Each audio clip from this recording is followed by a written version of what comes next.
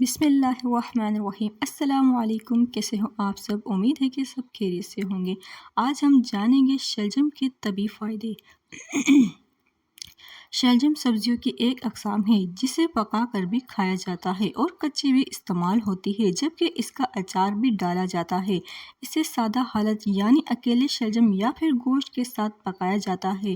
اس کا اچار بہت لذیذ ہوتا ہے۔ شلجم میں قدرت نے بہت سے فوائد رکھے ہیں۔ اس کی 3 اقسام ہیں: گلابی، زرد اور سفید۔ اگر ان کا تجربہ کیا جائے تو شلجم میں پروٹین، فاسفورس، کیلشیم اور وٹامن ایچ، سی اور فولاد پایا جاتا ہے۔ شلجم میں وٹامن سی اتنی ہوتی ہے کہ اگر شلجم کو وٹامن سی کا خزانہ کہا جائے تو غلط نہیں ہوگا۔ شلجم کے پتوں میں بھی غذائیت پائی جاتی ہے اور ان میں وٹامن اے پایا جاتا ہے۔ یہ سبزی ہر عمر کے ہر فرد کے لیے مفید ہے۔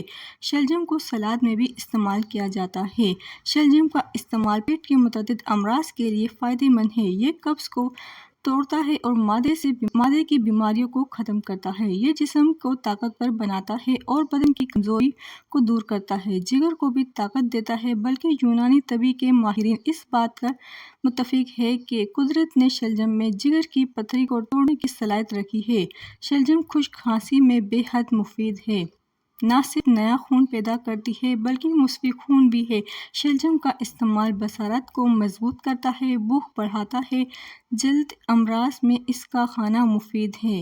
یہ دوا اور غذا دونوں صورتوں میں استعمال ہوتا ہے۔ طبی ماہرین کا کہنا ہے کہ شلجم کے بیج شلجم سے اپنے افعال میں زیادہ فائدہ مند ہوتے ہیں۔